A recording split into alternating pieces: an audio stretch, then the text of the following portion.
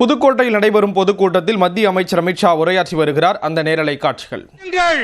பாரத் மாதா கி வந்தே वंदे वंदे। मंच पर उपस्थित भारतीय जनता पार्टी के प्रदेश अध्यक्ष श्रीमान नयनार नागेंद्र जी, भारतीय जनता पार्टी के वरिष्ठ नेता के अन्नामलाई जी, तमिलनाडु चुनाव के प्रभारी और भारत के कॉमर्स मिनिस्टर श्री पीयूष गोयल जी, डॉक्टर एल मुरुगन जी, श्री एन रामचंद्रन जी, और आज इतनी बड़ी संख्या में आए हुए भारतीय जनता पार्टी के मालिक ऐसे मेरे सभी कार्यकर्ताओं को मेरा प्रणाम। மேடையிலே வீற்றிருக்கின்ற தமிழ்நாடு பாரதிய ஜனதா கட்சியின் தலைவர் நயினார் நாகேந்திரன் அவர்களே। भाई नाम मत बोलिए, आप सीधा अंत में जो मैं बोला ना वो बोल दीजिए। பாரதிய ஜனதா கட்சியின் காவலர்களாகவும் சிப்பாய்களாகவும் இருக்கின்ற என் அருமை பாரதிய ஜனதா கட்சி தொண்டர்களே, உங்கள் அனைவருக்கும் என்னுடைய நல்வணக்கங்கள்। सबसे पहले मैं महान तमिल भाषा में आपसे बात नहीं कर सकता हूं, इसलिए हाथ जोड़कर आपसे माफी मांगता हूं। இந்த மாபெரும் மகத்தான தொன்மையான தமிழ் மொழியிலே என்னால் உரையாற்ற முடியவில்லை, அதற்காக உங்கள் அனைவரிடமும் நான் மன்னிப்பு கோருகிறேன்। मैं तमिलनाडु की इस पावन पवित्र भूमि को प्रणाम कर कर मेरी बात की शुरुआत करता हूं। தமிழ்நாட்டின் இந்த புனிதமான மண்ணுக்கு நான் என்னுடைய நல் வணக்கங்களை தெரிவித்துக் கொண்டு என்னுடைய உரையை துவங்குகின்றேன்। यही भूमि के म्यांमार, अलवार और सिद्धर जैसे महान विद्वानों को प्रणाम कर कर मेरी बात की शुरुआत करता हूं। இந்த மண்ணுக்கே உரித்தான ஆழ்வார்கள், நாயன்மார்கள், சித்த புருஷர்கள் அவர்களுக்கு நான் தலை வணங்கி என்னுடைய உரையை துவங்குகின்றேன்। जिसके साथ चोला और पांडे वंश का महान विरासत जुड़ा है, ऐसी पुडुकोट्टई में आकर मैं आप सबको बहुत बहुत अभिवादन करता हूं। இங்கே மாபெரும் சோழ சாம்ராஜ்யம், அத்தகைய சாம்ராஜ்யத்தை இங்கே அந்த சாம்ராஜ்யம் இருந்த அத்தகைய புதுக்கோட்டைக்கு நான் என்னுடைய உரையை துவக்குகின்றேன்। मैं भगवान गोकर्णेश्वर और देवी बृहद को प्रणाम कर कर मेरी बात की शुरुआत करता हूं। சிவனாருக்கும் உமையவளுக்கும் நான் என்னுடைய தலையை வணங்கி அவர்களுக்கு சிரம் தாழ்த்தி என்னுடைய உரையை துவங்குகின்றேன்। मित्रों, आज भारत के महान सपूत तमिलनाडु के ही लाल जेसी कुमारप्पा की जन्मतिथि है, मैं उनको भी याद करना चाहता हूं। தமிழ்நாட்டின் மகத்தான புதல்வன், இந்த மண்ணின் மைந்தன் ஜேசி குமரப்பா அவர்களுக்கும் அவர்களுடைய பிறந்த நாளை ஒட்டி நான் என் நினைவலைகளை சமர்ப்பிக்கின்றேன்। मित्रों, आज हमारे प्रदेश अध्यक्ष नयनार नागेंद्र जी की यात्रा का समारोह है।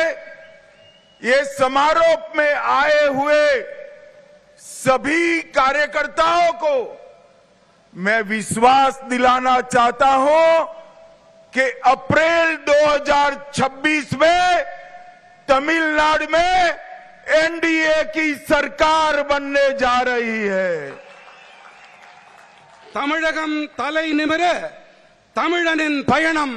இந்த பயணத்தை மேற்கொண்ட தமிழ்நாடு பாரதிய ஜனதா கட்சியின் தலைவர் நயினார் நாகேந்திரன் அவர்கள் இந்த நிறைவு விழாவுக்கு ஏற்பாடு செய்திருக்கிறார். இந்த நிறைவு விழாவிலே நான் ஒரு விஷயத்தை கூறிக்கொள்ள விரும்புகிறேன். ஏப்ரல் மாதம் 2026 தேதி இங்கே தமிழ்நாட்டிலே பாரதிய ஜனதா கட்சியின் என்டிஏ தலைமையிலான இங்கே ஆட்சி மலரும். मित्रों, मैं आज इस विराट सभा के माध्यम से तमिलनाडु की जनता का भी आह्वान करना चाहता हूं कि आइए नरेंद्र मोदी जी के नेतृत्व में भारत की विकास यात्रा में हम हमारे तमिलनाडु को भी जोड़ दें। இங்கே இந்த மாபெரும் அவையின் வாயிலாக நான் தமிழ்நாட்டைச் சேர்ந்த மக்களுக்கும் அறைகூவல் விடுக்கிறேன். வாருங்கள், மாண்புமிகு பாரத பிரதமர் நரேந்திர மோடி அவர்களின் தலைமையின் கீழ் நாம் அணிவகுப்போம். பாரதத்தின் வளர்ச்சி பாதையிலே, வளர்ச்சி பயணத்திலே இந்த பயணம் நிறைவு பயணத்தின் வாயிலாக நாம் அதில் பங்கு பெறுவோம். मित्रों, इस यात्रा ने 12 अक्टूबर से आज तक लगभग पूरे तमिलनाडु में जनसंपर्क के कार्यक्रम किए हैं. இந்த தமிழகம் தலை நிமிர தமிழனின் பயணம், இந்த பயணம் அக்டோபர் மாதம் 12 தேதி துவங்கியது. இதிலே கிட்டத்தட்ட தமிழ்நாட்டைச் சேர்ந்த அனைத்து மட்ட மக்களோடும் இங்கே தொடர்பு கொள்ளப்பட்டிருக்கிறது. आने वाले चुनाव में भारतीय जनता पार्टी एआईडीएमके के साथ, हमारे और साथी दलों के साथ एक मजबूत गठबंधन कर कांग्रेस और डीएमके को अंतिम लड़ाई देने का काम करने वाली है. இனி வரவிருக்கின்ற நாட்களிலே காதல விழுதா வரவிருக்கின்ற நாட்களிலே பாரதிய ஜனதா கட்சியும் அனைத்திந்திய அண்ணா திராவிட முன்னேற்ற கழகமும் இன்னும் பிற கூட்டணி கட்சிகளும் வலுவான கூட்டணி அமைத்து இங்கே ஆட்சி அமைக்க போகிறோம். हर मोर्चे पर डीएमके सरकार विफल गई है. எப்பாடுபட்டாவது எப்படியாவது இந்த திராவிட முன்னேற்ற கழக கூட்டணி ஆட்சியை நாம் ஒழித்தே தீருவோம், முடிவு கட்டியே தீருவோம். पूरे भारत में सबसे करप्ट गवर्नमेंट अगर कहीं पर है तो दुर्भाग्य से वो तमिलनाडु में है. மக்களே, ஒரு விஷயத்தை கொஞ்சம் கவனமா கேளுங்க. ஒட்டுமொத்த பாரதத்திலும் எங்கேயாவது மிகப்பெரிய ஊழல் நிறைந்த கட்சி, மிகப்பெரிய ஊழல் நிறைந்த ஆட்சி என்று சொன்னால் அது தமிழ்நாட்டின் திராவிட முன்னேற்ற கழக ஆட்சிதான். भाई साहब, मैं बोलूं इतना ही बोलिए आप. तमिलनाडु सरकार बोला तो इतना ही बोलिए आप.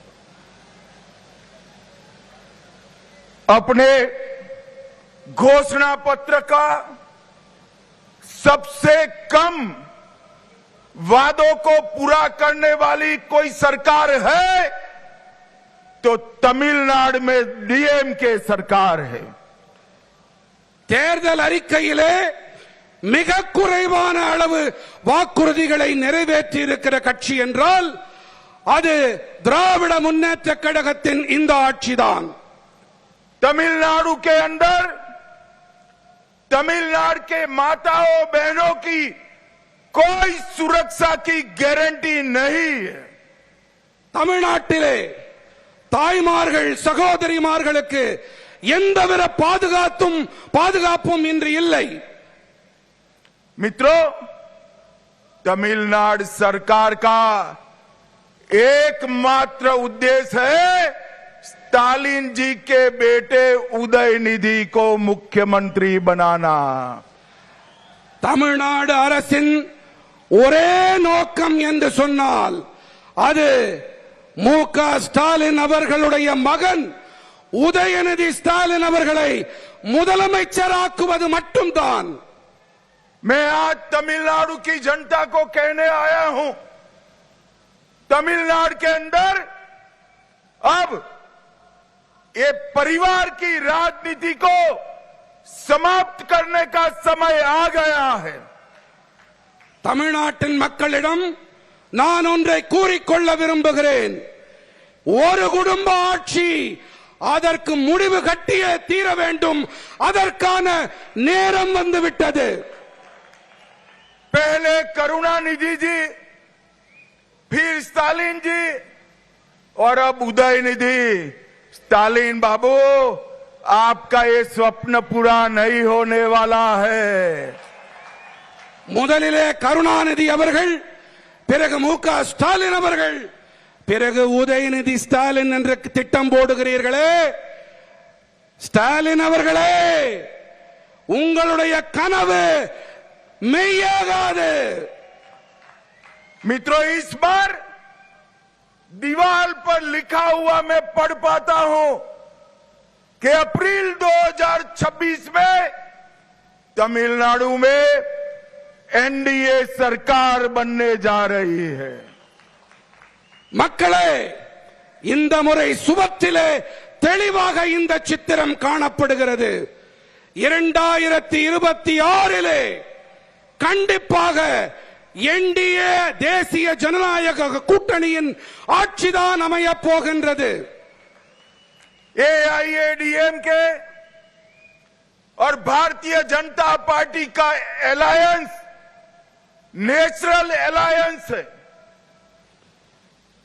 அகில இந்திய அண்ணா திராவிட முன்னேற்ற கழகம், பாரதிய ஜனதா கட்சி, இந்த கூட்டணி இது ஒரு வெற்றி கூட்டணி. हम 1998 में साथ में चुनाव लड़े.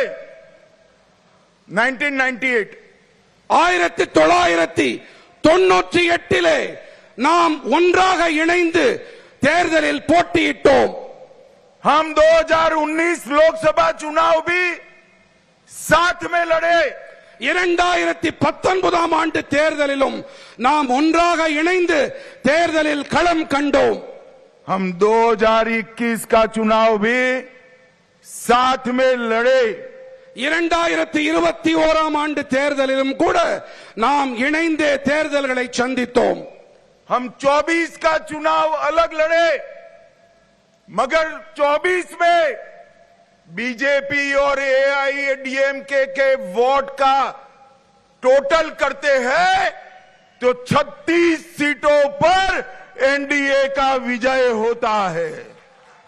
2024 ஆண்டிலே நாம் தனியாகத்தான் தேர்தல்களை சந்தித்தோம் என்று சொன்னாலும் பாரதிய ஜனதா கட்சி, அஇஅதிமுக இரண்டின் மொத்த வாக்குகளை எண்ணி பார்த்தால் நாம் 26 தொகுதிகளிலே நாம் வெற்றி பெற்றிருப்போம். मित्रों, एक अपप्रचार स्टालिन जी की पार्टी ने चलाया है कि एनडीए तमिल भाषा का विरोध कर रही. मैं आज तमिलनाडु की जनता को बताना चाहता हूं कि आईएएस आईपीएस के एग्जामिनेशन में सबसे पहले तमिल भाषा में एग्जाम लेने की शुरुआत नरेंद्र मोदी जी ने कराई. ஸ்டாலின் அவர்கள் என்ன பரப்புரை செய்கிறார் என்று சொன்னால், என்டிஏ அரசாங்கம் நம்முடைய தொன்மையான தமிழுக்கு எதிரானது என்று பரப்புரை அவர் செய்து வருகின்றார். ஆனால் நமது என்டிஏ அரசாங்கம் ஐஏஎஸ் ஐபிஎஸ் தேர்வுகளிலே இந்த அரசாங்கம் தான் முதன்முறையாக தமிழை அறிமுகம் செய்திருக்கிறது. तमिलनाडु के रेलवे स्टेशनों पर तमिल भाषा में घोषणा करने का काम भी नरेंद्र मोदी जी ने करवाया. நம்முடைய ரயில் நிலையங்களிலே தமிழிலே அறிவிப்பு செய்வது என்பதையும் நம்முடைய மோடிஜி அவர்கள் தான் செய்திருக்கின்றார். बनारस हिंदू विश्वविद्यालय में तमिल पढ़ने के लिए सुब्रमण्यम भारती चेयर की शुरुआत नरेंद्र मोदी जी ने की. வாராணசியிலே BHU அந்த பல்கலைக்கழகத்திலே தமிழிலே பாரதியின் பெயரால் ஒரு இருக்கை அமைத்திருக்கின்றார் நம்முடைய மாண்புமிகு பாரத பிரதமர் நரேந்திர மோடி அவர்கள். महान ग्रंथ तिरुकुरल का भारत की 13 भाषाओं में अनुवाद नरेंद्र मोदी जी ने कराया. நம்முடைய மகத்தான வேதமான திருக்குறளை தமிழ் பாரத நாட்டின் 13 மொழிகளிலே மொழியாக்கம் செய்வித்திருக்கிறார் மாண்புமிகு பாரத பிரதமர் நரேந்திர மோடி அவர்கள். मेडिकल और इंजीनियरिंग की परीक्षाएं तमिल भाषा में लेने की शुरुआत नरेंद्र मोदी जी ने कराई. தேர்வுகளை தமிழிலே எதிர்கொள்ளக்கூடிய வசதிகளை ஏற்படுத்தி கொடுத்திருக்கிறார் மாண்புமிகு பாரத பிரதமர் நரேந்திர மோடி அவர்கள். भारत सरकार ने फिजी में तमिल भाषा में शिक्षण कार्यक्रम की शुरुआत कराई. நம்முடைய பாரத அரசு பிஜி தீவுகளிலே தமிழை கற்பிப்பதற்காகவும் தமிழை கற்றுக்கொள்வதற்காகவும் வசதி வாய்ப்புகளை ஏற்படுத்தி அமைத்துக் கொடுத்திருக்கின்றது. और महान सेंगोल को इतने सालों से कांग्रेस डीएमके ने एक म्यूजियम में रखा था. नरेंद्र मोदी जी ने सेंगोल को पार्लियामेंट में स्थापित करने का काम किया. மாபெரும் மகத்தான செங்கோலினை இத்தனை ஆண்டு காலம் காங்கிரஸ் மற்றும் திராவிட முன்னேற்ற கழகம் அவர்கள் அருங்காட்சியகத்திலே வைத்து பாதுகாத்திருந்தார்கள். ஆனால் நம்முடைய பாரத பிரதமர் மாண்புமிகு நரேந்திர மோடி அவர்கள்தான் அதனை இன்று நாடாளுமன்றத்திலே வைத்து அழகு பார்க்கிறார். अभी अभी भारत के उपराष्ट्रपति पद पर हमारे श्रीमान राधाकृष्णन जी को चुनकर लाने का काम भी बीजेपी और नरेंद्र मोदी जी ने किया. நம்முடைய துணை குடியரசுத் தலைவராக தமிழரான சிபி ராதாகிருஷ்ணன் அவர்களையும் பதவியில் அமர்த்தி அழகு பார்த்திருக்கிறார் நம்முடைய பாரத பிரதமர் மாண்புமிகு நரேந்திர மோடி அவர்கள். भाइयों बहनों, एडीएमके सरकार भ्रष्टाचार का पर्याय बन चुकी है. சகோதர சகோதரிகளே, இந்த திராவிட முன்னேற்ற கழக அரசம் ஊழலுக்கான எடுத்துக்காட்டு, ஊழலுக்கான அடையாளம் என்றாகிவிட்டது. उनके एक मंत्री जेल में जाने के बाद भी 243 डेज तक उनको मंत्री पद पर बिठाए रखा. அவர்களுடைய ஒரு அமைச்சர் சிறைச்சாலைக்கு சென்ற பிறகும் கூட சற்றேறக்குறைய 248 நாட்கள் வரை அவர் அமைச்சராக தொடர்ந்தார். भाइयों बहनों, एक नेता का नाम कैश फॉर जॉब घोटाले में आया है. Cash for job scam. ஒரு தலைவருடைய பெயர் எந்த அளவுக்கு அவப்பெயராகி இருக்கின்றது என்றால் பணம் வாங்கிக் கொண்டார் என்ற ஊழலிலே அவர் சிக்கி இருக்கின்றார். एक नेता का नाम मनी लॉन्ड्रिंग के स्कैम में आया है. மணி லாண்டரிங் என்று சொல்லக்கூடிய கருப்பு பணத்தை வெள்ளையாக்கக்கூடிய ஒரு செயல்பாட்டிலும் ஒரு தலைவரின் பெயர் அடிபடுகிறது. एक नेता का नाम रेत खनन के घोटाले में स्कैम में आया है।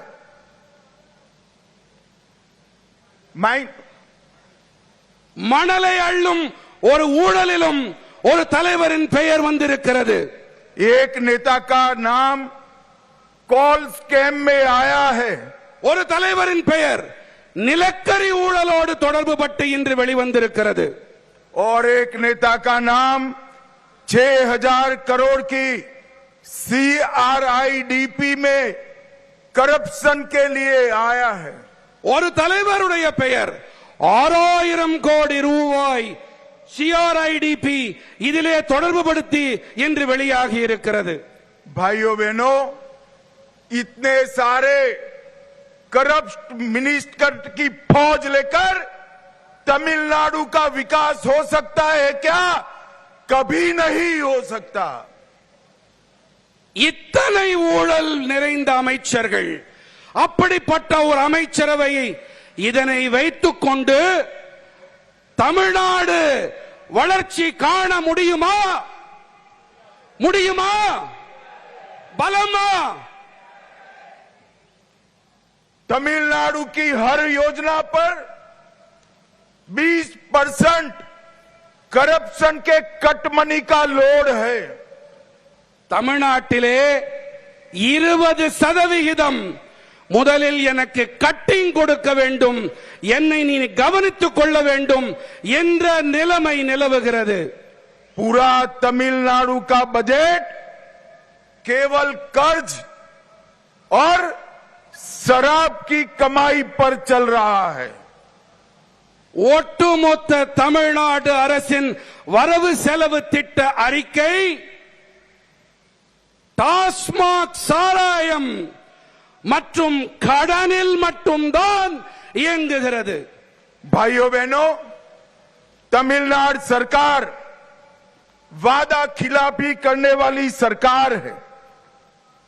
इनके शासन में कर्मचारी भी सड़क पर आने के लिए मजबूर हुए हैं।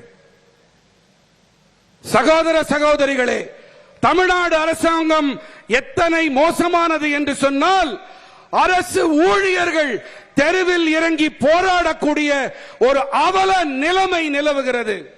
जब सफाई कर्मचारी प्रदर्शन करते हैं, उन पर लाठियां चलाई जाती है। துப்புரவு பணியாளர்கள் போராட்டத்திலே ஈடுபட்டால் அவர்கள் மீது தடியடி நடத்தப்படுகின்றது. स्कूल शिक्षक रोड पर आते हैं तो 1300 महिला शिक्षिका को जेल में डाल दिया जाता है।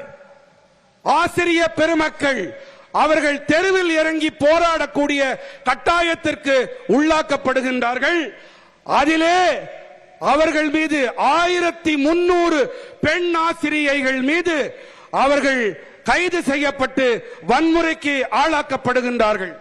Nurse, community health officer, anganwadi worker protest करते हैं तो 600 नर्सों को जेल में डालने का काम होता है। ஆங்கன்வாடி பணியாளர்கள் போன்ற அரசு பணியாளர்கள் போராட்டத்திலே இறங்கினால் அவர்கள் உடனடியாக சிறைச்சாலைகளுக்கு அனுப்பப்படுகின்றார்கள். किसानों को भी धोखा देने का काम तमिलनाडु सरकार ने किया है। விவசாயிகளை கூட அவர்கள் சும்மா விட்டு வைக்கவில்லை. விவசாயிகளையும் அவர்கள் கொடுமைக்கு ஆட்படுத்துகின்றார்கள், ஏமாற்றுகின்றார்கள். डीएमके सरकार ने तमिलनाडु को डंपिंग ग्राउंड बनाया है। दूसरे राज्यों का खतरनाक बायोमेडिकल कचरा तमिलनाडु की पवित्र नदियों में डाला जा रहा है। இந்த திமுக அரசாங்கம் தமிழ்நாட்டை எப்படி ஆக்கி இருக்கிறது தெரியுமா?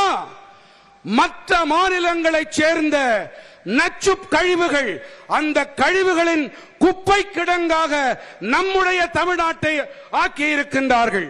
और भाइयों बहनों, तमिलनाडु में हिंदू आस्था के हिंदुओं के विश्वास के अपमान का सिलसिला इन्होंने चलाकर रखा है। தமிழ்நாட்டிலே இந்துக்களுக்கும் சரி, அவர்களுடைய சமய நம்பிக்கைகளுக்கும் சரி, வழிபாட்டு முறைகளுக்கும் சரி முடிவு கட்டும் வகையிலே தமிழ்நாடு அரசு செயல்பட்டுக் கொண்டிருக்கின்றது.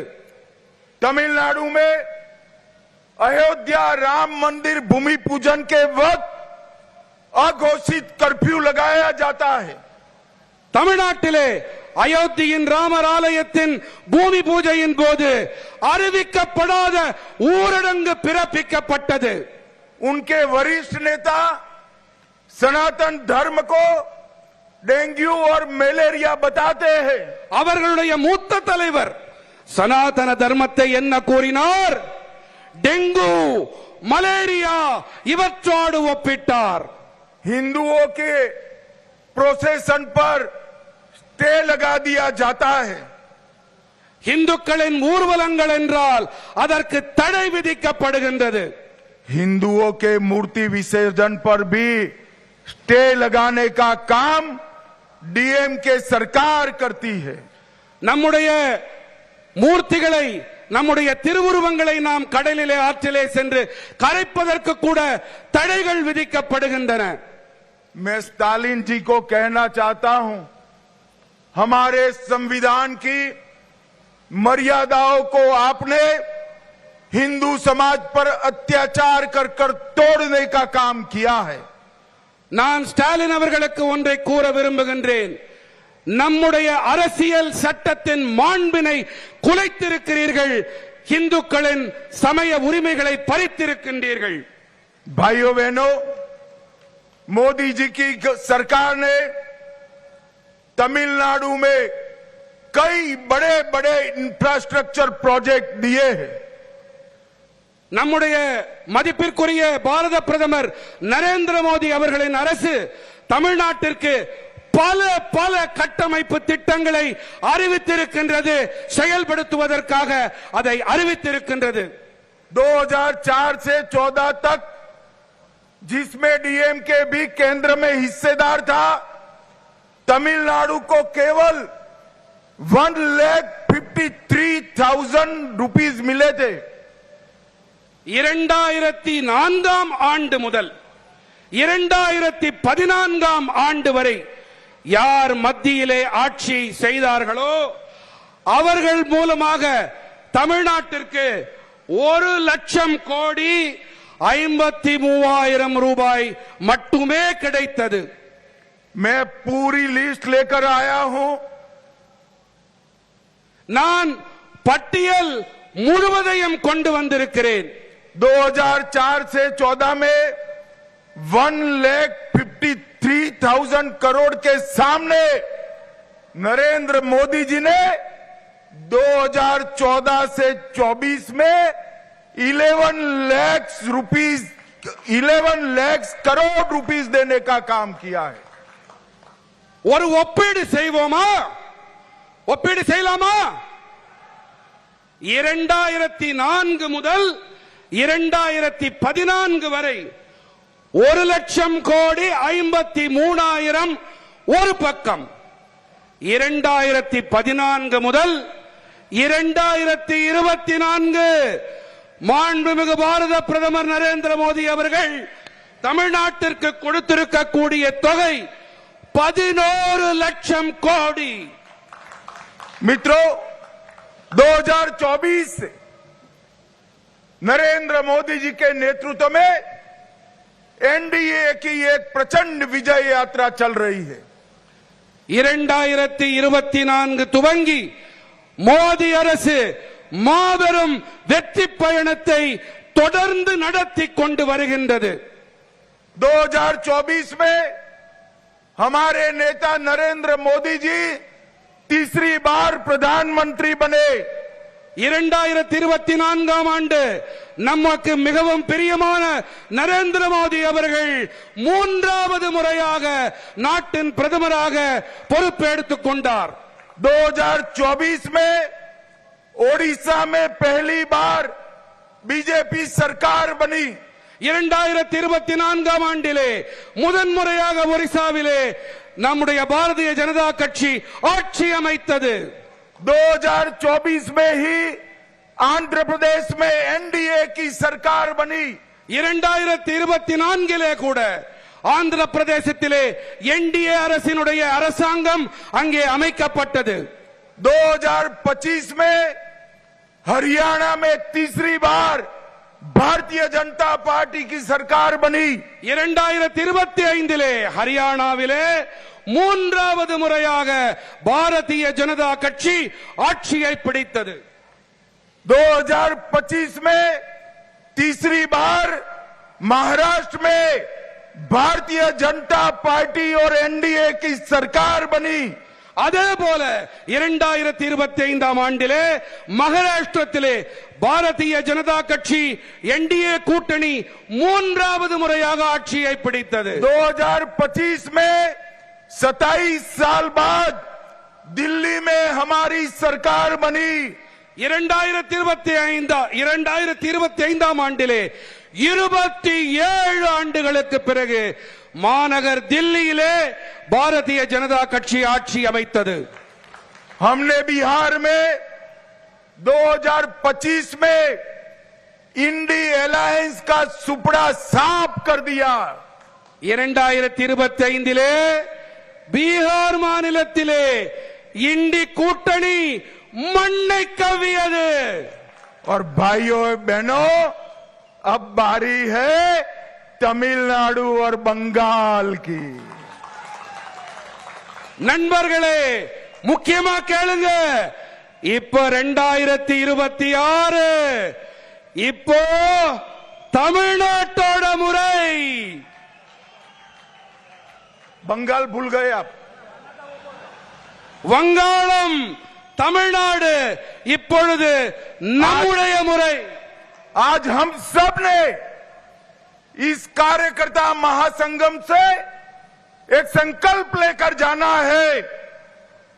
இங்கே இந்த அவையிலே இங்கே குழுமி இருக்கக்கூடிய நம்முடைய காரியகர்த்தர்கள் ஒரு உறுதிப்பாட்டை மேற்கொண்டு நாம் இங்கிருந்து பயணிக்க வேண்டும்.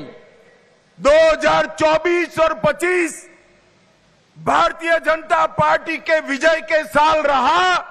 2026 में तमिलनाडु और बंगाल में प्रचंड बहुमत से एनडीए की सरकार बनानी है. 2024-25 நாடு முழுமையும் பாரதிய ஜனதா கட்சியோடு பயணித்தது. 2026 மேற்கு வங்கம் மற்றும் தமிழ்நாடு இங்கே நாம் பெரும்பான்மையை பெற வேண்டும். भाइयों बहनों, मुझे बताइए, आप सभी लोग इसके लिए तैयार है क्या? சகோதர சகோதரிகளே, என்னிடம் ஒன்றை கூறுங்கள், வாக்களியுங்கள். இதற்கு நீங்கள் அனைவரும் தயாரா? உரக்க சொல்லுங்கள். இன்னும் ஜாஸ்தி.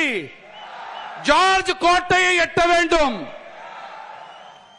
मेरे साथ दोनों हाथ उठाइए. उठाइए जरा दोनों हाथ. तमिलनाडु में एनडीए सरकार बनाने के संकल्प की मुट्ठी भींचिए और प्रचंड आवाज से बोलिए, भारत माता की वंदे वंदे वंदे.